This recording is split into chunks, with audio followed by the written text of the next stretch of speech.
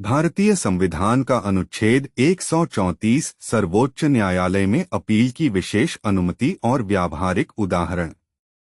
भारतीय संविधान का अनुच्छेद 134 उच्च न्यायालयों हाई कोर्ट द्वारा आपराधिक मामलों में दिए गए फैसलों के खिलाफ सर्वोच्च न्यायालय सुप्रीम कोर्ट में अपील करने की विशेष अनुमति के बारे में बताता है। अनुच्छेद 134 का मूल पाठ। एक उच्च न्यायालय से इस संविधान के अनुच्छेद 132 के खंड 1 के अधीन अपील की जाती है या उच्चतम न्यायालय में ऐसी अपील की अनुमति दे सकता है यदि उच्च न्यायालय उसने अपील में किसी अभियुक्त व्यक्ति की दोष सिद्धि को उलट दिया है और उसे दोष मुक्त कर दिया है या उसने किसी मामले को अपने अधीनस्थ न्यायालय से मंगाकर ऐसे अभियुक्त व्यक्ति को दोष सिद्ध कर दिया है और उसे मृत्यु दंड या आजीवन कारावास या 10 वर्ष या उससे अधिक की अवधि के लिए कारावास की सजा दी है या वह प्रमाणित करता है कि मामला उच्चतम न्यायालय द्वारा विचार करने योग्य है। 2 जब उच्च न्यायालय खंड 1 के अधीन प्रमाणित करता है कि कोई मामला उच्चतम न्यायालय द्वारा विचार करने योग्य है तो उच्चतम न्यायालय ऐसी अपील को स्वीकार कर सकता है या अस्वीकार कर सकता है। सरल शब्दों में इसका अर्थ, अनुच्छेद 134 सर्वोच्च न्यायालय को उच्च न्यायालयों के आपराधिक फैसलों के खिलाफ अपील सुनने की शक्ति देता है, विशेष रूप से उन मामलों में जहां एक हाई कोर्ट ने निचली अदालत द्वारा दी गई सजा को पलटकर किसी आरोपी को बरी कर दिया है। यदि किसी व्यक्ति को निचली अदालत ने दोषी ठहराया था लेकिन हाई कोर्ट ने उसे अपील में बरी कर दिया तो राज्य सरकार या पीड़ित पक्ष सर्वोच्च न्यायालय में अपील कर सकते हैं।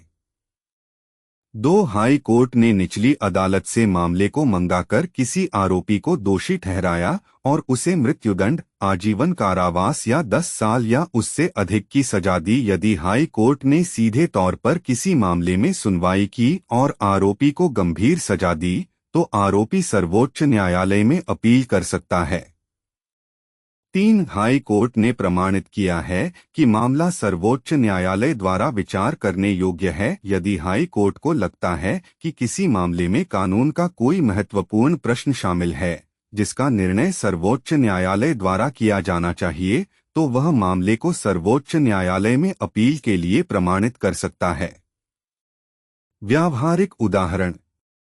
मान लीजिए एक व्यक्ति को निचली अदालत ने हत्या के आरोप में दोषी ठहराया और उसे आजीवन कारावास की सजा सुनाई गई।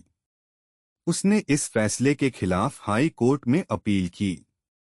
हाई कोर्ट ने मामले की सुनवाई की और पाया कि सबूत पर्याप्त नहीं हैं। हाई कोर्ट ने निचली अदालत के फैसले को पलट दिया और व्यक्ति को बरी कर दिया। परिणाम, इस मामले में राज्य सरकार, क्योंकि यह हत्या का मामला है, या मृतक का परिवार, पीड़ित पक्ष भारतीय संविधान के अनुच्छेद 134(1) के तहत सर्वोच्च न्यायालय में अपील कर सकता है। वे सर्वोच्च न्यायालय को यह समझा सकते हैं कि हाई कोर्ट का फैसला गलत था और आरोपी को दोषी ठहराया जाना चाहिए। एक अन्य उदाहरण। एक हाई कोर्ट ने एक भ्रष्टाचार के मामले में एक सरकारी अधिकारी को दोषी ठहराया और उसे 12 साल की सजा सुनाई। परिणाम, इस मामले में सरकारी अधिकारी अनुच्छेद 134(1) के तहत सर्वोच्च न्यायालय में अपील कर सकता है क्योंकि हाई कोर्ट ने उसे सीधे दोषी ठहराया है और उसे 10 साल से अधिक की सजा दी है। महत्व।